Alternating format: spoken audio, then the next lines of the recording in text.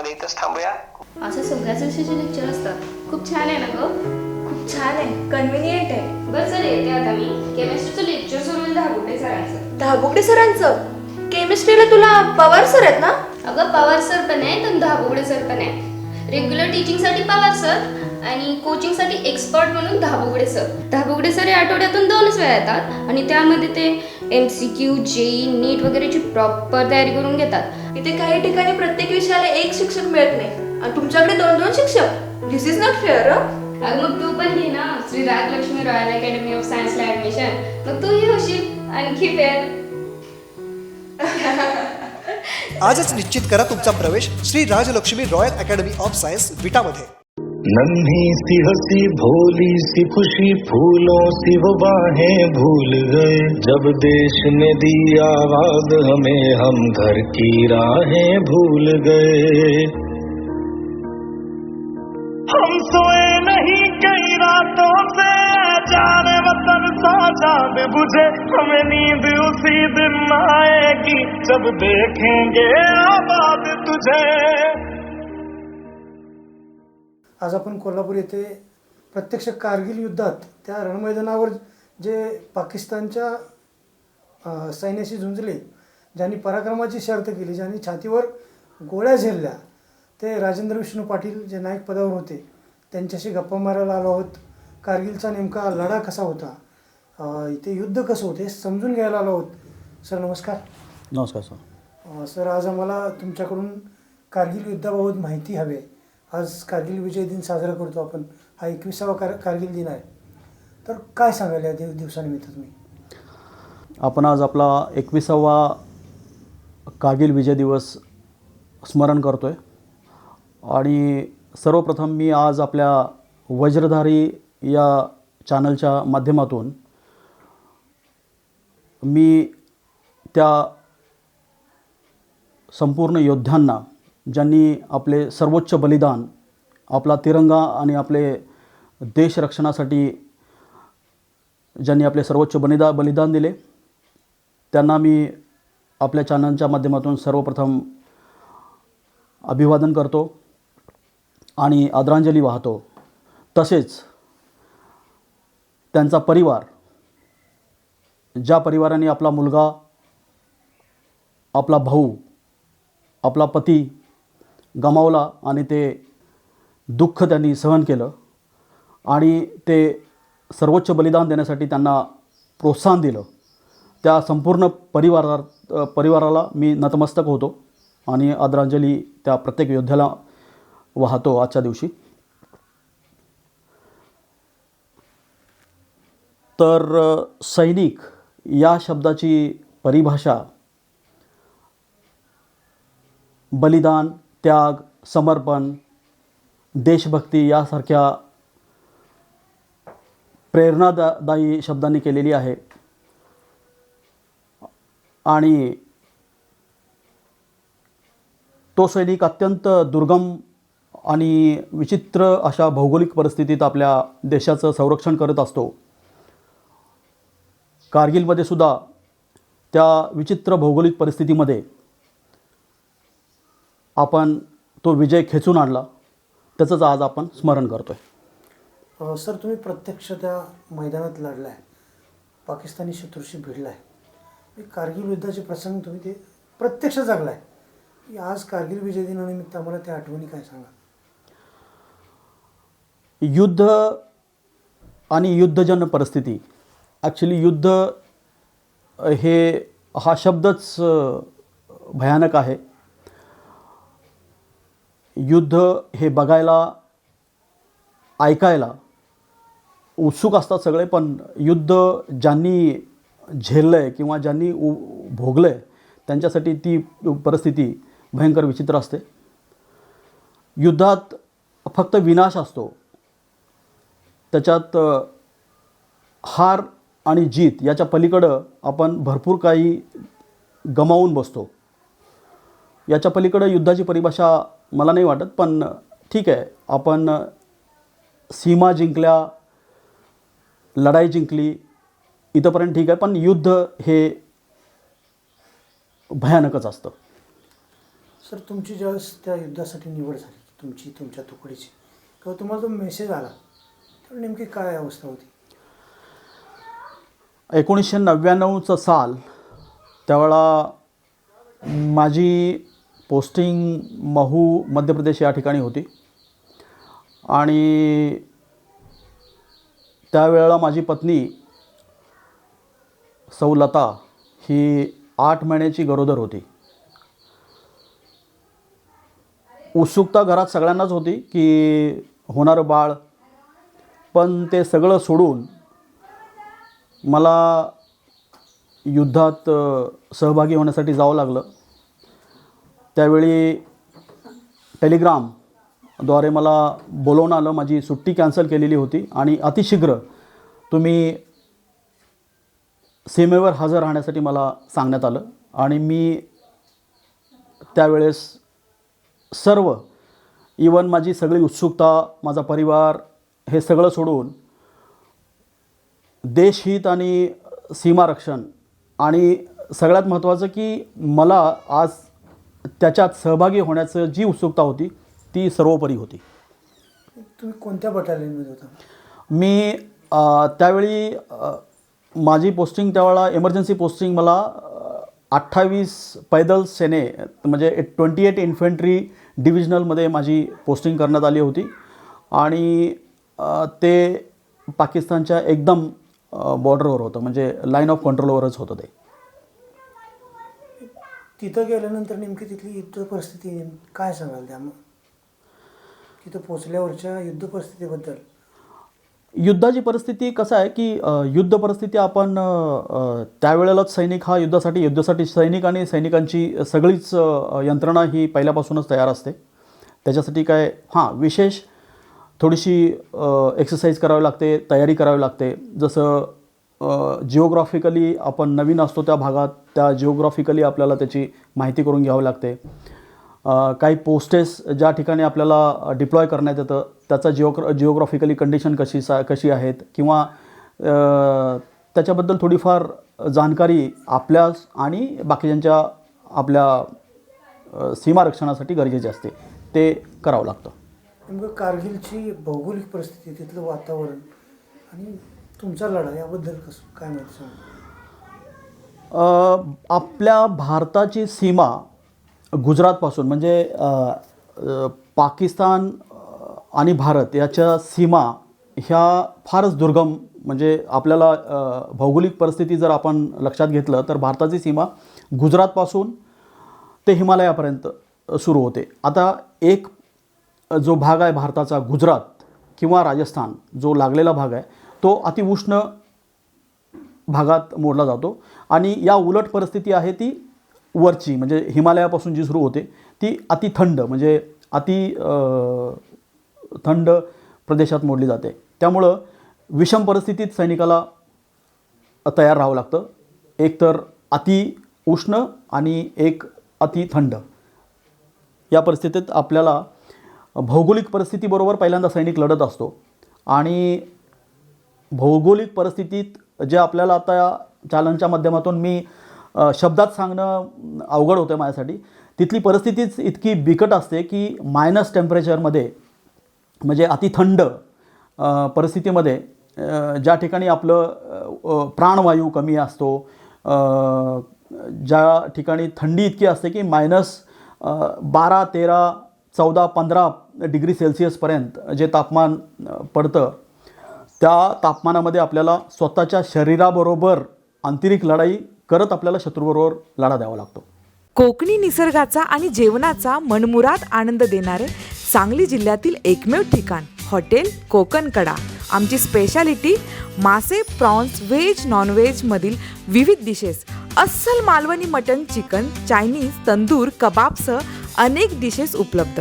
आमची वैशिष्ट्ये वाढदिवस सेलिब्रेशन, साखरपुडा, बारसे अशा शुभ कार्यांबरोबरच महिलांच्या भिशी, स्कूल कॉलेज गेट टुगेदर, व्यावसायिक मीटिंगसाठी कॉन्फरन्स हॉल, प्रशस्त लॉन, प्रशस्त पार्किंग, लहान मुलांसाठी प्ले झोन, फोटो सेल्फी घेण्यास मोहित करणारे स्थळ म्हणजेच hotel Kokankada.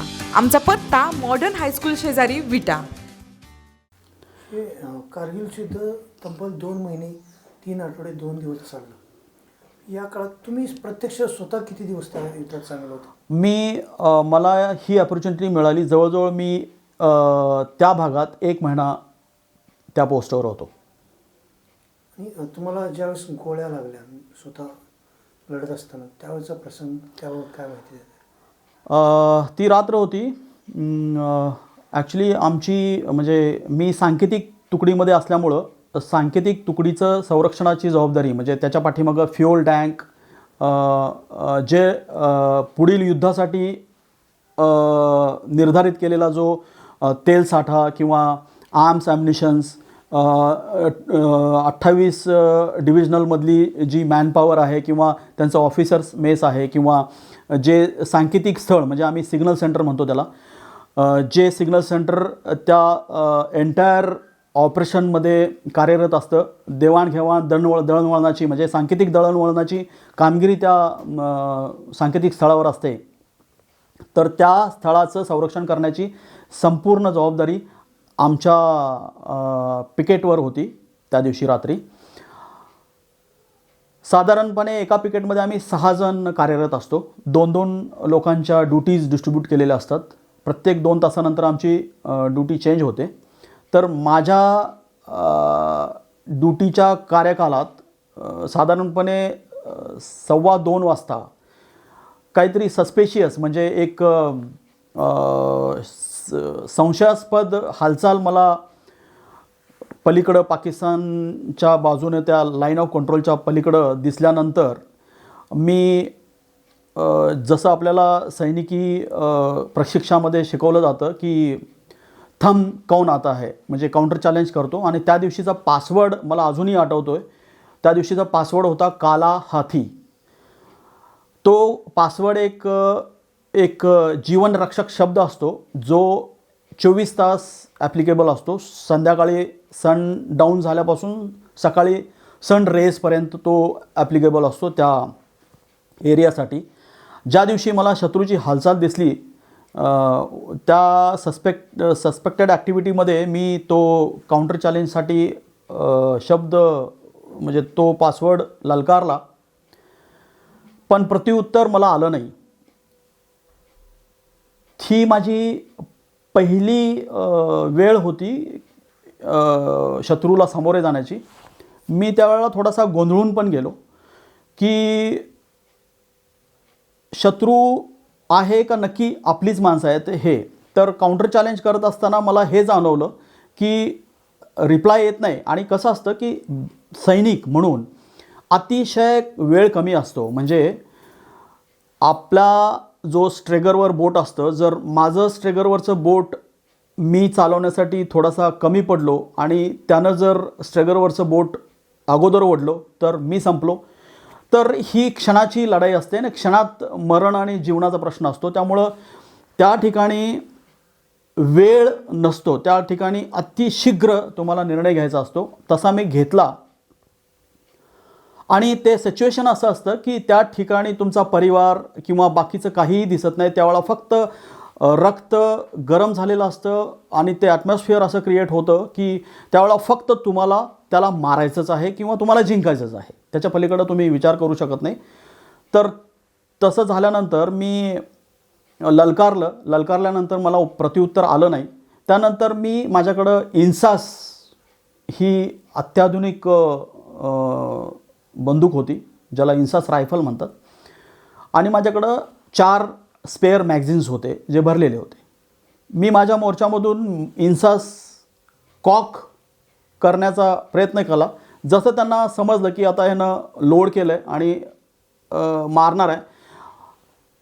Being a Indian army आपल्याकडं हे शिकवलं जातं की पहिल्यांदा आपण त्यांना चान्स द्यायचा.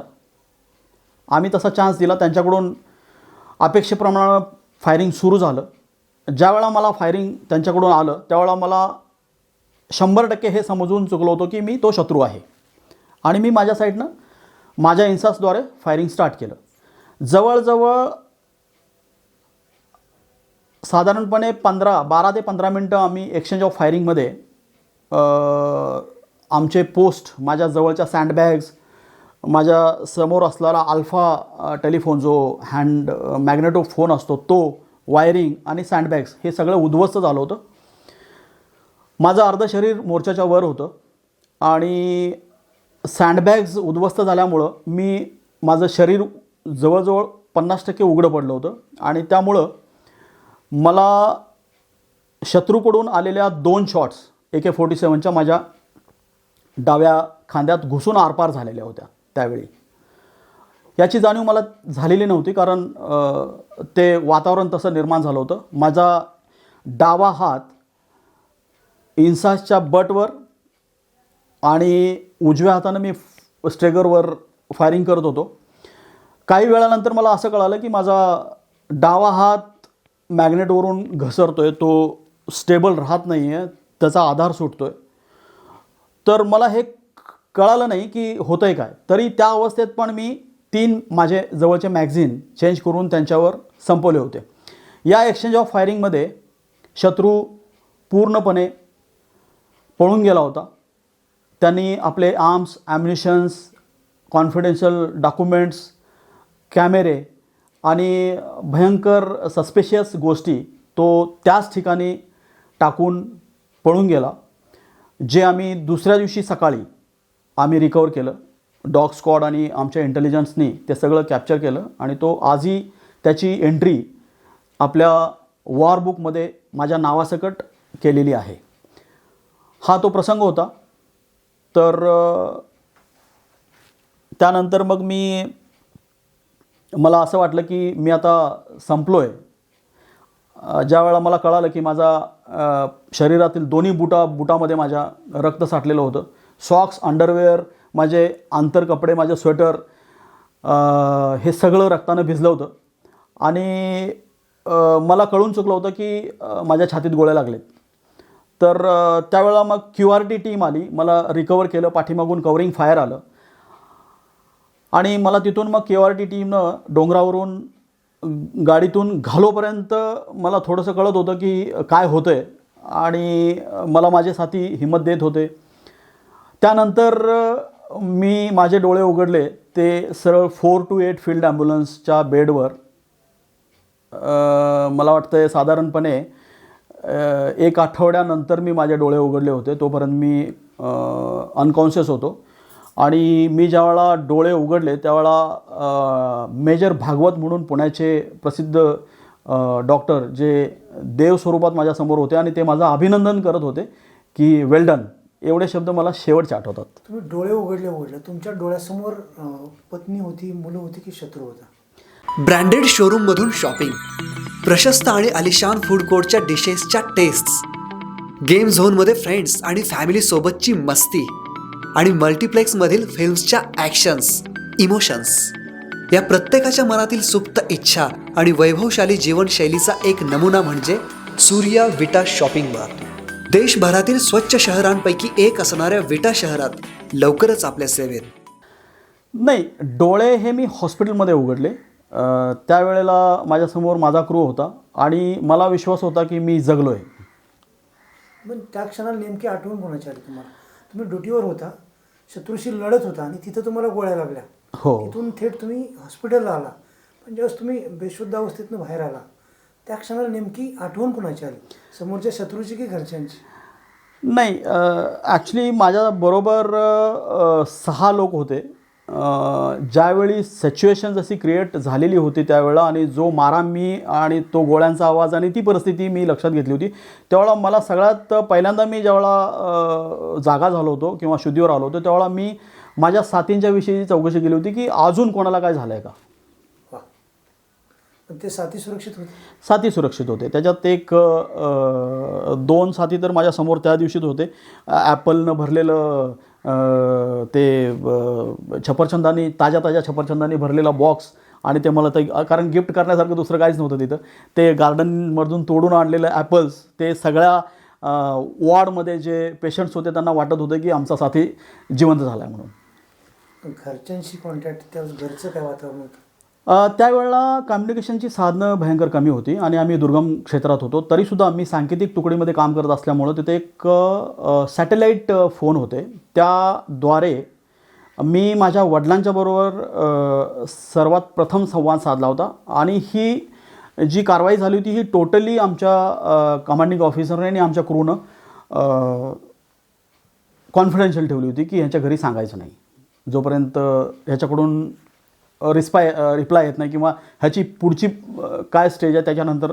मग त्यांनी मला सांगितलं अजून तुझ्या घरच्यांशी आम्ही काय बोललेलं नाही किंवा काय सांगितलेलं नाही, आता हा फोन घे आणि तूच बोल.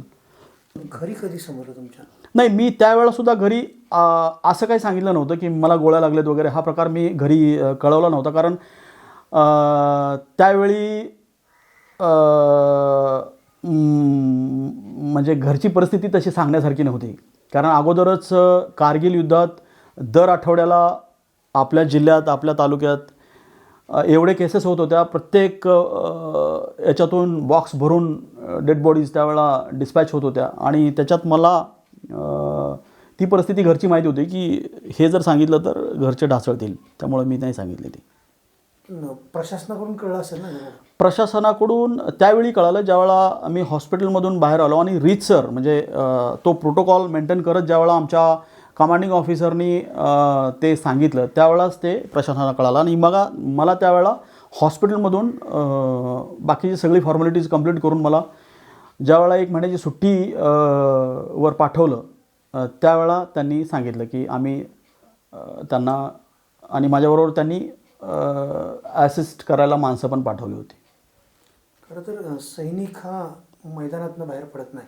सैनिकाचं पॅशन असतं झुंजणं, आणि तुम्ही जर प्रत्यक्ष शत्रूशी लढत होता, झुंजत होता आणि त्या क्षणाला जखमी होऊन तुम्ही बाहेर पडला, तिथून तुम्हाला बाहेर पडावं लागलं, तेव्हा तुमच्या मनाची अवस्था काय होती नेमकी?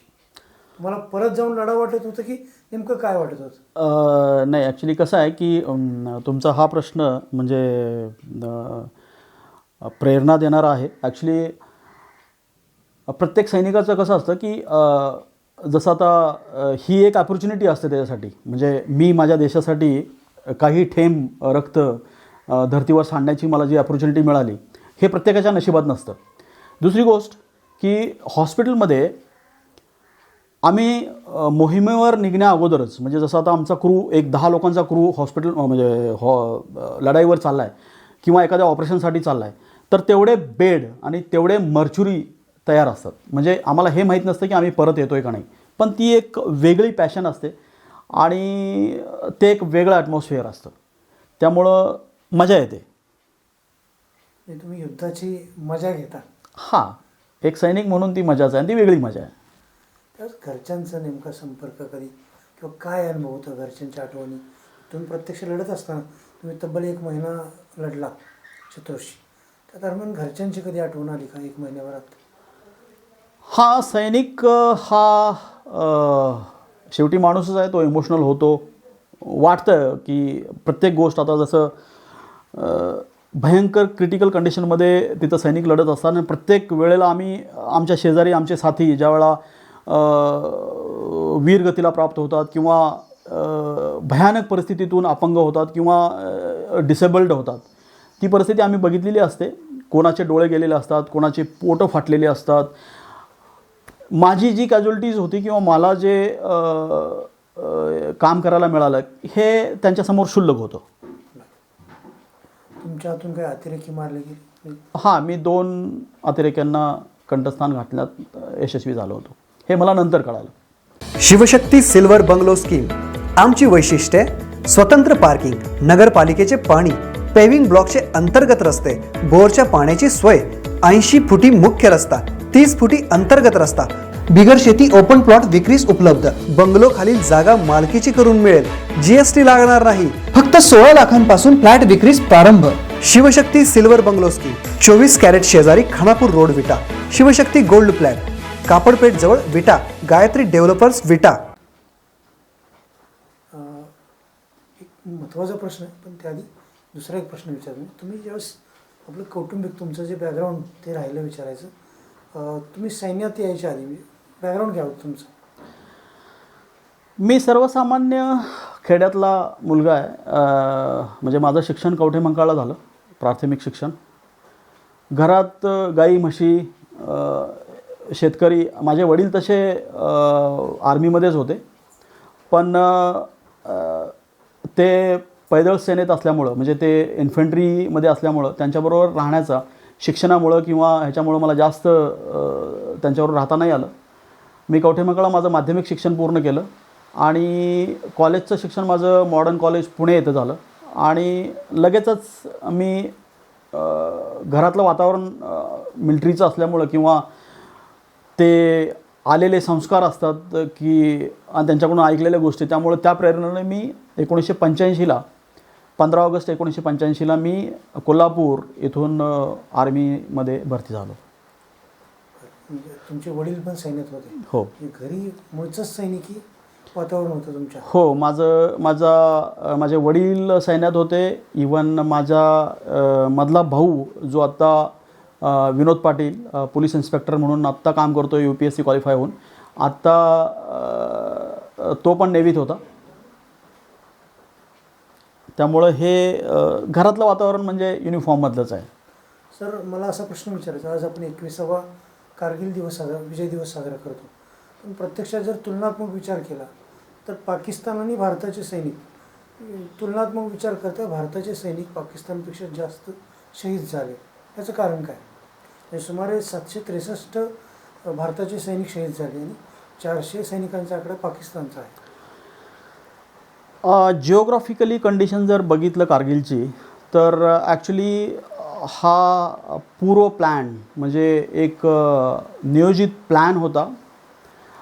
तो आपल्याला थोडासा नंतर कळाला. ते आपल्याला नंतर समजलं की आपण ॲक्च्युली समरमध्ये म्हणजे ज्यावेळा आपण मायनस टेम्परेचर होतं त्यावेळा आपण आपल्या ज्या पोस्ट आहेत वरच्या त्या खाली करून परत येतो आणि त्याच परिस्थितीचा फायदा उठवून त्यांनी पाकिस्ताननं गनिमी हल्ला आपल्यावर केला आणि ते जिओग्राफिकली उंचावर होते, आपण खाली होतो, MSL लेवलच्या खाली आपण होतो आणि ते उंचावर होते. त्यामुळं त्या उंचीचा फायदा त्यांनी उचलत आपल्या कॅज्युलिटीज जरा जास्त झाल्या, पण शेवटी विजय आपला झाला.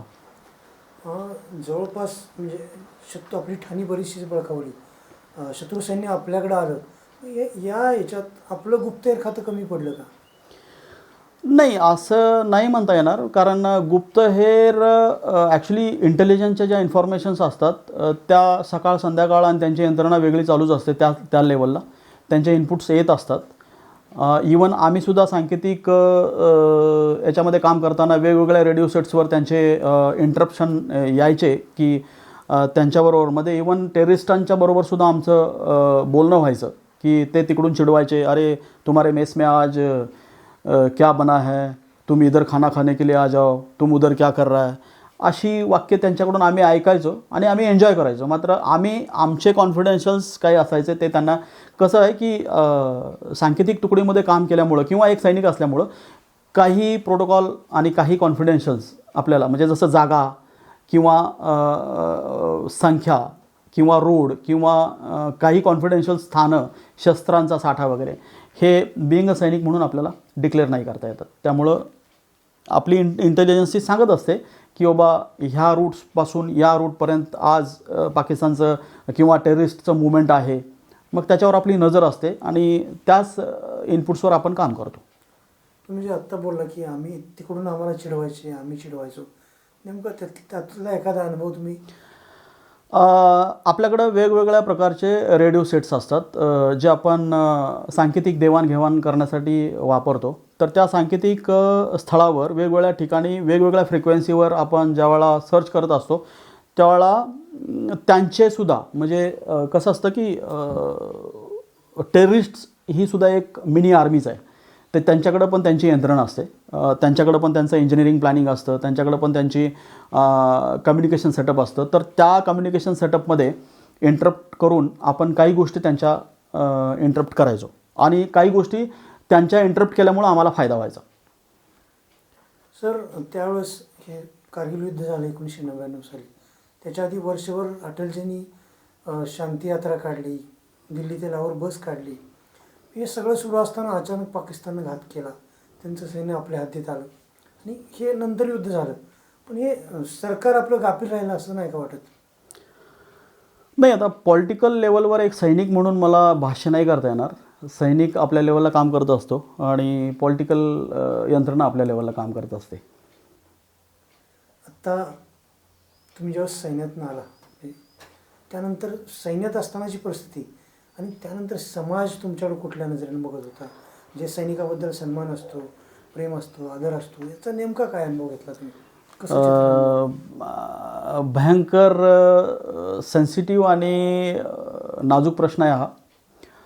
एक सैनिक म्हणून ज्यावेळेला म्हणजे ॲक्च्युली एक सैनिकाचे दोन पार्ट असतात. एक सैनिकाचा पूर्वार्ध आणि एक उत्तरार्ध. पूर्वार्धात तर तो आपलं समर्पण करायला तयारच असतो. जसं प्रत्येक सैनिक आपला जीव द्यायला किंवा देशरक्षणासाठी सर्वच त्यागायला तयार असतो. हा झाला त्याचा पूर्वार्ध. ज्यावेळेला तो काही कारणामुळं किंवा आपली सर्व्हिस लेंथ संपवून किंवा सर्व्हिस लेंथ संपवण्याच्या अगोदर अपंगत्व पत्करून ज्यावेळेला तो आपले अवयव गमावून ज्यावेळेला तो घरी येतो त्यावेळेला त्याला एक आशा असते की मी माझं देशरक्षणाचं काम केलं आहे आणि आत्ता समाज किंवा इथली जी यंत्रणा आहे ती माझ्याकडं सहानुभूतीनं बघेल किंवा मला जसं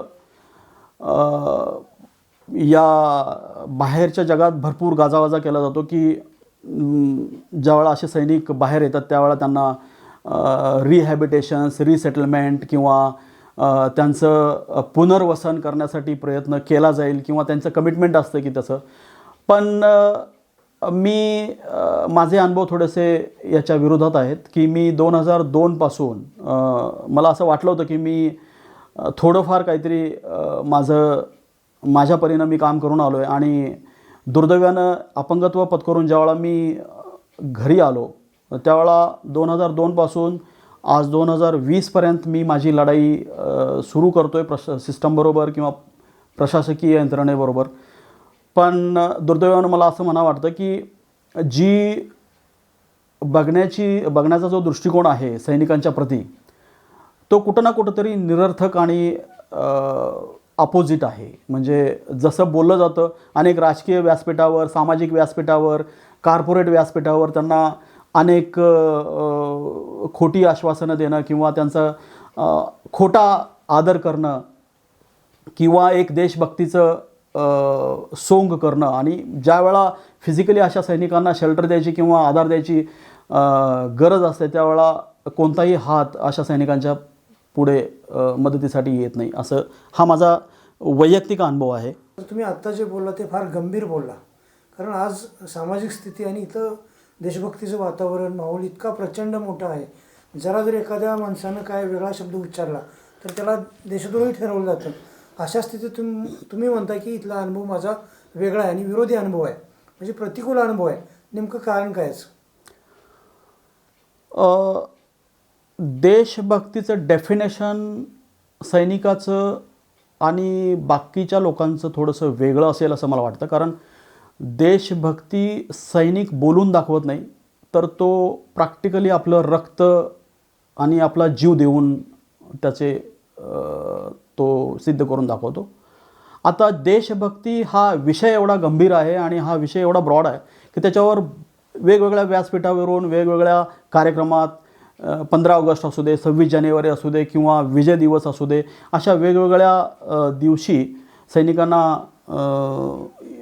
आठवणीत आणलं जातं किंवा योद्ध्यांना समर्पणाची भाषा केली जाते. पण प्रॅक्टिकली जर बघायला गेलं तर दुर्दैवानं असं म्हणावं लागेल की सैनिकांच्या प्रती जो एक सैनिकांची डिग्निटी ज्यांचा जो आत्मसन्मान आहे तो कुठं ना कुठंतरी समाजात संपत चालला आहे असं मला माझ्या वैयक्तिक अनुभवावरून वाटतं. कारण आम्हाला समाजाकडून किंवा सोसायटीकडून किंवा बाकीच्या लोकांच्याकडून जास्त काही नको असतं. कारण आम्हाला आशा असते फक्त एवढीच की आम्ही आमचा जीव निछावर करायला तयार असतो आणि दुर्दैवानं जर आमच्याबरोबर किंवा आमच्या परिवाराबरोबर असं काहीतरी झालं तर जे बोलणारे लोक असतात ते पुढं यायला तयार नसतात किंवा त्यामध्ये मग कोण मदत करत नाही. तुम्ही देशाच्या शत्रूशी लढाई करून परत आल्यानंतर तुम्हाला इथल्या व्यवस्थेशी लढावं लागते, आजही लढावं लागते. काय याचं एखादं उदाहरण? ॲक्च्युली मी बिईंग अ सैनिक, एक सैनिक म्हणून माझं युद्ध लढलो, तिथं जिंकलो आणि ठीक आहे, तिथंपर्यंत मी समाधानी होतो. पण आज मी ज्यावेळेला त्या युनिफॉर्ममधून बाहेर आल्यानंतर एक सिस्टममध्ये मला असं वाटलं होतं की मला कुठं ना कुठंतरी थोडीफार माझ्या कॅपेबिलिटीप्रमाणे किंवा माझ्या शैक्षणिक अनुभवावरून किंवा माझ्या आर्मीच्या बॅकग्राऊंडवरून थोडीफार, जास्त नाही पण थोडीफार तरी कुठंतरी पुनर्वसन होईल. पण तसं काही झालं नाही. उलट यात भ्रष्टाचार आणि निकृष्ट कार्यप्रणालीचं दर्शन झालं. दुर्दैवानं मग माझ्याकडं दुसरा कुठला पर्याय नव्हता. मग मी ही लढाई आजही उच्च हायकोर्टात माझं एक अपील आहे आणि त्याच्याद्वारे मी रिट पिटिशन फाईल केलं आहे. हे ॲक्च्युली रिट पिटिशन नाही म्हणता येणार, हा सार्वजनिक प्रश्न आहे, पण मी तो वैयक्तिक लढतो आहे आणि याच्यातून मला दुसरी लढाई जिंकायची आहे, जी सर्वसामान्य सैनिकांच्यासाठी असेल. ती लढाई नेमकी का आणि कशासाठी आहे? काय प्रश्न आहे? प्रश्न भयंकर सिंपल आणि साधे आहेत की आज जर तुम्ही त्या हुतात्म्यांना सन्मान देत नसाल,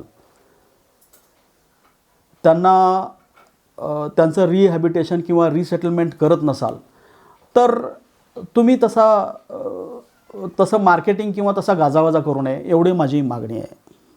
की तसं बोलू नये. मग जे सिस्टममध्ये दिसतं आहे तसं अनुभव विचित्र असतात. तुम्ही कोल्हापुरात काही वर्षापूर्वी उपोषण पण केलं सैनिकांच्या प्रश्नासाठी. काय होते ते प्रश्न? मी काही वर्षापूर्वी मिरजकर तिकटी येथे याच प्रशासकीय आणि निकृष्ट कार्यप्रणालीला धरून आणि जे उपोषित सैनिक आहेत त्यांच्या प्रश्नांना धरून मी उपोषण केलं होतं. प्रश्न साधे आणि सिंपलच होते की फक्त सैनिकांचा आत्मसन्मान टिकून राहावा, हाच याच्या पाठीमागचा उद्देश होता.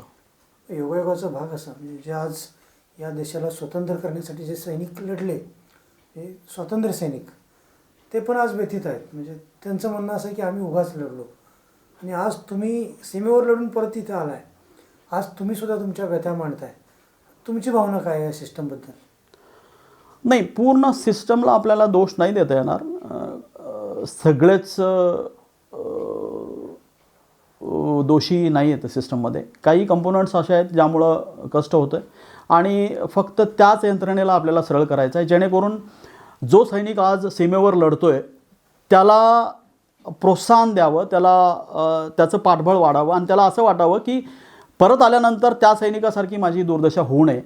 एवढीच मला आपल्या माध्यमातून त्यांना प्रार्थना करायची आहे की थोडासा सन्मान सैनिकांचा, जे सैनिक या परिस्थितीमध्ये आज व्यथित आहेत किंवा त्यांचे प्रश्न मांडायला कोण तयार होत नाहीत किंवा ते भयंकर अल्प संख्येनं असतात, त्यामुळे त्यांचे प्रश्न तिथंपर्यंत पोहोचत नाहीत, त्यांची ताकद नसते आणि तो युनिफॉर्ममधला सैनिक, त्याला आवाज उठवणं किंवा झेंडे घेऊन रस्त्यावर येणं जमत नाही, कारण तो एक शिस्तबद्ध सैनिक असतो.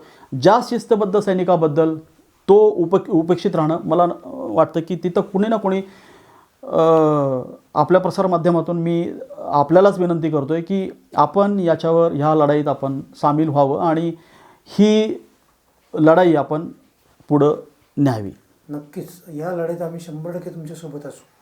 पण तुम्हाला देशाच्या शत्रूसोबत सीमेवर लढणं सोपं की या अंतर्गत शत्रूंशी लढणं सोपं? नाही, बरोबर आहे. कारण ॲक्च्युली शत्रूसमोर लढत असताना आम्हाला हे कळत असते की शत्रू कोण आहे. इथं आल्यानंतर आम्हाला मल्टिपल शत्रूज आहेत. सिस्टममध्ये शत्रू आहेत, करप्शन आहे, भ्रष्टाचार आहेत, असे वेगवेगळ्या प्रकारचे शत्रू आहेत. त्यामुळं आणि दुसरं कसं आहे की बिईंग अ युनिफॉर्म आणि आर्मीमधला सैनिक असल्यामुळं ह्या भ्रष्टाचार आणि ह्याच्याबद्दल आम्हाला जास्त काही माहीत नसतं. त्यामुळं आम्ही आमचं बराचसा काळ जीवनातला ह्या लढाईमध्ये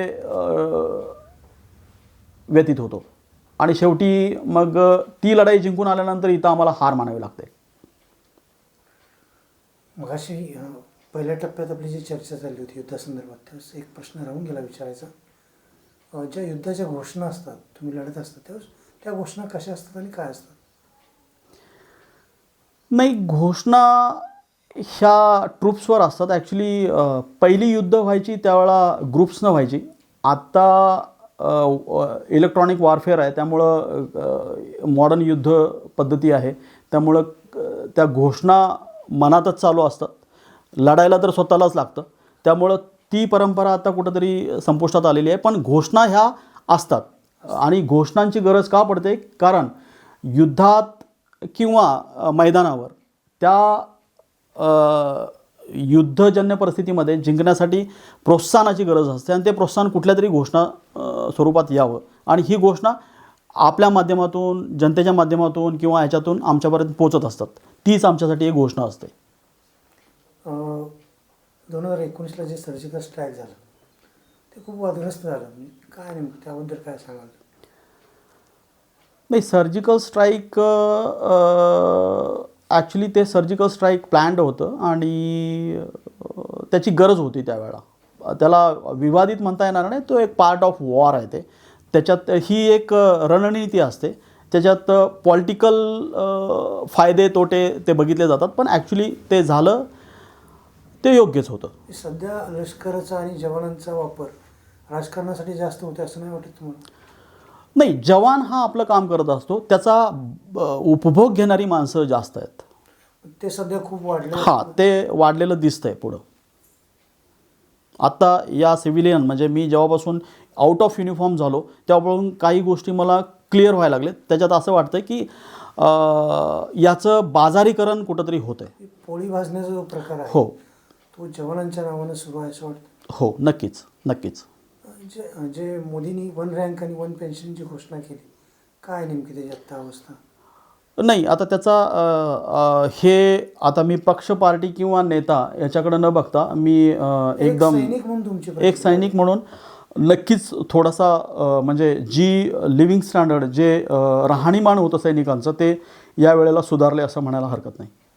आत्ता काही दिवसापूर्वी चीनची घुसखोरी झाली आणि परत मोदींनी सांगितलं की चीन सैन्य आता आलंच नाही आणि त्यानंतर काही दिवसात सांगितलं की 1 किलोमीटर मागं सरलं. हे नेमकं काय राजकारण आहे, काय सांगाल? नाही, आता कसं आहे की मी त्या न्यूज चॅनलवरच बघत होतो. ॲक्च्युली आत्ता त्यात पार्टिसिपेट नाही करता आलं मला.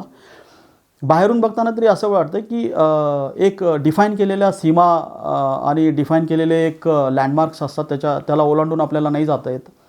तर काही विवादित क्षेत्र असतात, जसं आता डेड झोन म्हणतो आपण, की त्या एरियात ना पाकिस्तानी येऊ शकतो, ना चायना येऊ शकतो, ना इंडियावाला येऊ शकतो. अशी काही जिओग्राफिकली स्थानं आहेत. तर त्याच्यात तो वाद चालू आहे. पण बिईंग अ शत्रू तो अलीकडं आला आहे हे असं वाटतं आहे. तुम्हाला त्या युद्धाच्या प्रसंगातला एखादा हृदयस्पर्शी प्रसंग जो आठवत असेल तो सांगा. शत्रू हा शेवटी शत्रूच असतो, पण काही गोष्टी अशा घडतात. जसं आता आपण काही गोष्टी म्हणतो ना की आता तुम्ही प्रसंग विचारला आहे म्हणून मी सांगतो आहे की मी 428 फील्ड ॲम्ब्युलन्समध्ये ज्यावेळेला ॲडमिट होतो ज्यावेळेला मी शुद्धीवर आलो आणि त्यानंतरचा पिरियड, त्यानंतर ऑपरेशन होऊन ज्यावेळेला काही कॅज्युलिटीज झाल्या होत्या आणि भयंकर घायाळ परिस्थितीत ॲडमिट झालेले सोल्जर्स मी बघितले होते. माझ्या शेजारीच एक होता, तर त्यानं रात्रभर मला त्याच्या गोष्टी सांगितल्या की मी फोटो दाखवले त्यानं त्यावेळेला की असं, आणि दुसऱ्या दिवशी मला हे समजलं की तो नाही आहे.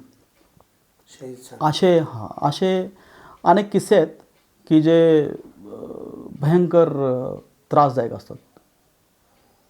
एक सैनिक म्हणून तुम्ही तुमचं कर्तव्य पूर्ण बजावता. सैनिक म्हणून तुम्हाला समाज, तुम्ही मगाशी तुमच्या व्यथा मांडल्या, तुमच्या काय अपेक्षा आहेत समाजाकडून? काय वाटतं समाजानं कसं?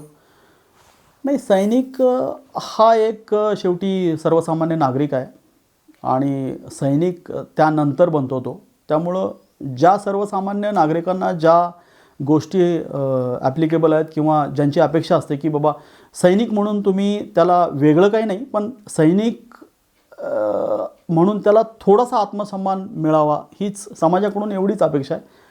बाकी याच्या व्यतिरिक्त काही नसतं. काही वर्षापूर्वी भाजपचे आमदार प्रशांत परिचारक यांनी अतिशय विकृत पद्धतीनं सैनिकांच्याबद्दल भाष्य केलं. काय तुमच्या भावना होत्या त्यावेळी? मी माझी भावना त्यावेळेला कवितेत लिहून ठेवलेली आहे. जर तुम्ही म्हणाल तर मग मी ती कविता तुमच्यासमोर सादर करतो आहे आणि त्या व्यथा मी तुमच्यासमोर मांडण्याचा प्रयत्न करतो आहे. त्यावेळी माझ्या कवितेचं शीर्षक होतं, राहू दे सन्मान, करू नका अपमान. सैनिकांची परिभाषा अलीकडेच कळाली. व्यासपीठावरून जेव्हा विद्वानांची भाषणे मी ऐकली. म्हणे सैनिकांच्या बायका चरित्रहीन असतात, त्यांना होणारी बालके त्यांची स्वतःचीच नसतात. विषय फार गंभीर हे ऐकून आत्मा होईना स्थिर. कसले आम्ही सैनिक आणि कसले आम्ही वीर. शब्द ऐकल्यापासून त्या विद्वान नेत्याचे काहीच सुचेना परिवाराला स्पष्टीकरण द्यायचे. आजपर्यंत जपला खोटा स्वाभिमान. सैनिक म्हणजे विदूषक, तो स्वतःच एक अपमान. जमेल तेव्हा जमेल तसे आमच्यावर कुणीही विनोद करावे, तो तर एक सामान्य सैनिक, त्याला कुणीही पुरून उरावे. श्रेष्ठांचे मत असे की सैनिकांचे कर्तव्य म्हणजे मरण. जर यातून ही चुकला जगला तर यावे सर्वांना त्याने शरण. मुलाने मला, मी माझ्या बापाला अस्तित्वाचा प्रश्न केला. जेव्हा हे ऐकले आम्ही तेव्हा जीवच माझा गेला. जमत नसेल करायचा माऊलीचा त्या सन्मान, करू नका सैनिकांच्या मातेचा त्या अपमान. हे ॲक्च्युली माझ्या मनातून निघालेले शब्द त्या पॉलिटिकल नेत्यांच्या विरोधातले होते. कारण त्यानं सैनिकांना उद्घोषून किंवा सैनिकांच्या परिवाराला एक सभेत बोललेले आणि उद्गारलेले त्याचे शब्द होते. ते ऐकून एक सैनिक म्हणून मी पेटून उठलो होतो. भारत आणि पाकिस्तान गेल्या अनेक वर्षापासून, म्हणजे भारताच्या निर्मितीपासून हे चालू आहे. हे कुठंवर चालेल? हे संपू शकतो का हा प्रश्न? संपवायला जास्त काळ नाही लागणार. कारण जिओग्राफिकली आणि फायनान्शियली पाकिस्तानची जर कंडिशन बघितली तर आपण एक सर्वसामान्य नागरिक म्हणून आपण त्याच्याकडे जर बघितलं तर आपण भयंकर न्यूज चॅनलमध्ये किंवा सभोवताली किंवा आजकाल तर आपण सगळं बघू शकतो. त्या दृष्टिकोनातून जर बघितलं तर पाकिस्तान जास्त शक्तिवार किंवा शक्तिशाली देश आहे असं म्हणता येणार नाही. त्याला संपवायला जी आपली एक्झिस्टिंग डिफेन्स सेटअप आहे ते हार्डली एक 6-7 तास लागतील हा इश्यू संपवायला. पण सैनिकांच्या पलीकडं एक पॉलिटिकल सिस्टम आहे, त्याच्यामुळं मला याच्यावर भाष्य करता येणार नाही की कारण हा प्रश्न का एवढा लांबणीवर ठेवला आहे आणि याच्यात काय रस आहे, हा एक भयंकर मोठा प्रश्न आहे. कारगिलची नेमकी भौगोलिक परिस्थिती, तिथलं वातावरण, तिथला बर्फ, या संदर्भात काय सांगाल माहिती? कारगिल ॲक्च्युली जम्मू आणि काश्मीरमध्ये द्रास, श्रीनगरपासूनचा पुढचा म्हणजे जम्मूपासून पुढचा जो भौगोलिक प्रदेश आहे त्याच्यामध्ये कारगिल, लेह, लडाख यामध्ये मायनस टेम्परेचर म्हणजे अति थंड भाग आहे तो. आणि त्यामध्ये सैनिकांना आता जसं भौगोलिक परिस्थितीमध्ये तामिळनाडू, महाराष्ट्र, कर्नाटका यामधून जे सैनिक तिथं गेले म्हणजे ज्यांच्या या वातावरणातले सैनिक तिथं गेलेले असतात, तर जिओग्राफिकली तिथं गेल्यानंतर आम्हाला क्लायमॅटेशन म्हणून एक 7 ते 8 दिवसांचा पिरियड मिळतो, ज्यामध्ये फक्त आपल्याला त्या क्लायमेटशी जुळवून घेण्याचं शारीरिक जे त्या टेम्परेचरमध्ये कसं उठायचं, बसायचं, जेवायचं ह्यामध्ये हा जातो. आणि विशेष म्हणजे मायनस टेम्परेचरमध्ये थंडी ही गोष्ट सांगण्यापेक्षा भोगण्याची आहे. तर सांगताना मला ते सांगताना पण तिथली मी जे दिवस काढलेत किंवा त्या ठिकाणची जी थंडी आहे त्याच्यामध्ये मायनस टेम्परेचरमध्ये आपल्याला 3-3 महिने आंघोळ नाही होत. 3 महिने आंघोळ, त्यानंतर जेवणामध्ये आपल्याला टिन्ड फूड मिळतं, जे तिथं फक्त आपल्याला त्या गरम पाण्यात टिन्ड टाकायचे, ते उघडायचे, प्लेटमध्ये टाकायचे आणि ते जळत्या स्टोववर स्टीलची प्लेट ठेवायची. त्यावेळेचं मी सांगतो आहे, आत्ता हे मी जे बोलतो आहे ते कारगिल जे झालं त्या ड्युरेशनमधलं बोलतो आहे. आजची जिओग्राफिकल परिस्थिती पण तशीच असेल, पण आता साधनं वाढलेली आहेत. त्यावेळी आम्ही तसं करायचो की ते टीन फोडायचो, त्या प्लेटमध्ये घ्यायचो, प्लेट स्टोववर ठेवायचो आणि मग ते घास खायचो. आता ह्याच्यामध्ये परिस्थिती एवढी बिकट होती की ती प्लेट, आमची जी स्टीलची प्लेट होती ती स्टोववर असायची आणि तिथला घास प्लेटपासून आमच्या तोंडापर्यंत येऊपर्यंत तो थंड व्हायचा. इतकी थंडी असते तिथं. इवन काही विचित्र गोष्टी आहेत की जसं आता तुम्ही बाथरूम तुमचं जे डेली रुटीन असतं, म्हणजे जसं आता लॅट्रिन वगैरे आहेत, त्याच्यासुद्धा तुमचा टाईम डिफाईन झाला पाहिजे. म्हणजे तिथं असे नळ किंवा शॉवर बाथ अशा परिस्थितीत नाही आहे. तिथं तुम्हाला पाणी गरम करून घेऊन जावं लागतं आणि उकळतं पाणी तुम्ही जास्तीत जास्त 1 मिनिटभरात तुमचं जर तो विधी आटपला तरच, नाहीतर अदरवाईज मग ते बर्फ होतं. म्हणजे ही एक भयंकर विचित्र परिस्थिती तिथं ॲक्च्युली असते. ते गरम पाणी उकळलेलं फक्त 1 मिनिटभर टिकतं. 1 मिनिटभर, 1 ते 1.5 मिनिटात ते बर्फ होतं. एवढं बाहेरचं टेम्परेचर भयानक असतं. सर, सैनिकांचे नेमके प्रश्न काय? सेवानिवृत्त झाल्यानंतर सैनिकांचे प्रश्न आणि समस्या. सैनिक हा साधारणपणे 18-19 वर्षाचा असताना घराबाहेर पडतो. ज्यावेळेला तो भरती होतो त्यावेळेला त्याचं वय म्हणजे थोडंफार 1 वर्ष इकडं तिकडं, पण जास्तीत जास्त 20 वर्षात तो सैनिकासाठी बाहेर पडतो. घर सोडताना तो समाज, तिथल्या सिस्टम्स ह्या सगळ्यापासून अलिप्त होतो आणि ज्यावेळेला तो युनिफॉर्ममध्ये येतो तिथले कायदे कानून किंवा त्यांचं राहणं किंवा त्यांचे जे नियम ते सैनिकांचे वेगळे असतात. तर त्या सामाजिक ॲटमॉस्फिअरपासून तो वेगळा राहिल्यामुळं ज्या सर्व्हिस लेंथमध्ये तो वाढतो आणि त्यानंतर तो ज्यावेळेला समाजात जातो परत रिटायर्ड होऊन, त्यावेळेला समाजातल्या काही सिस्टम्स त्याला डायरेक्टली ॲक्सेप्ट करणं मुश्किल होतं, म्हणजे अवघड जातं. काही वेळा म्हणजे असे बरेचसे सैनिक अपयशी होतात की समाज त्याला मिसळून घेत नाही. तर माझी सिस्टमला पण प्रार्थना आहे की त्यांचे काही मुद्दे असे आहेत की जसं रिहॅबिटेशन्स आहे किंवा रिसेटलमेंट आहे किंवा पुनर्वसन आहे किंवा ह्या प्रश्नावर थोडंसं गांभीर्यानं शासनानं विचार करावा. काय अनुभव आहेत तुमचे सैनिक कल्याण कार्यालयात? सैनिक कल्याण कार्यालयात माझे अनुभव फारच विचित्र आहेत. ॲक्च्युली नॅगेटिव्ह अप्रोच असतो तिथं. सांगितलं जातं की ते एक माध्यम आहे सैनिकांच्यासाठी, पण जिल्हा सैनिक कार्यालयात 2002 पासून मी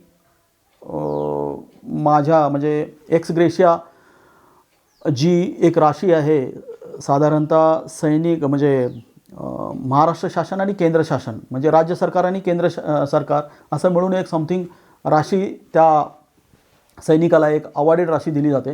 ती राशी मिळवण्यासाठी मला त्या जिल्हा सैनिक कल्याण कार्यालयात सुद्धा भ्रष्टाचाराचे अनुभव आले आणि 2002 पासून मी 2012-13पर्यंत ती लढाई लढलेलो आहे. भयंकर विचित्र अनुभव आहेत. आज आपण कारगिल युद्धात प्रत्यक्ष कारगिल रणभूमीवर जे लढले, नायक म्हणून राजेंद्र विष्णू पाटील त्यांच्याशी गप्पा मारल्या. त्यांच्याकडून आपण युद्धाची कहाणी, तिथला रोमांचक प्रसंग ते ऐकलं आणि सैनिक म्हणून परत समाजात परतल्यानंतर त्यांना जे आलेले अनुभव, त्यांच्या व्यथा वेदना त्याही ऐकल्या. समाजानं सैनिकांच्याबद्दल खोटा स्वाभिमान न दाखवता, खोटी आत्मीयता न दाखवता लोकांनी प्रेम द्यावं, सन्मान द्यावा, सैनिकांचा आत्मसन्मान राखावा अशी त्यांची अपेक्षा आहे. आणि हे खरं आहे. ज्यावेळेस युद्ध चालू असतं, इकडं आपण घोषणा देत असतो, भारत माता की जय बोलत असतो, हे सगळं दांभिक असतं. पण जेव्हा सैनिकाला आपण आत्मसन्मान देत नाही, प्रेम देत नाही आणि दुसऱ्या बाजूला आपण घोषणा देतो, हा दांभिकपणा समाजाने पण टाकून दिला पाहिजे आणि सैनिकांना मनापासून प्रेम केलं पाहिजे. कारगिल युद्धात जवळजवळ 750च्या वर सैनिक शहीद झाले. त्यांनी देशाचं रक्षण केलं, हुतात्म्य पत्करलं. त्याचबरोबर त्यांच्या कुटुंबानं, त्यांच्या आईनं, त्यांच्या वडिलांना आणि त्यांच्या मुलानं पत्नीनं हे बलिदान दिलं देशासाठी, या प्रत्येक सैनिकाला वज्रधारीचा मानाचा सलाम. हा देश या सैनिकाच्या ऋणात नेहमीच राहील, हा समाज या सैनिकांच्या ऋणात नेहमीच राहील. वज्रधारीकडून तुम्हा सर्वांना मानाचा सलाम करतो आणि आजची आपली मुलाखत, आपली बातचीत संपवतो.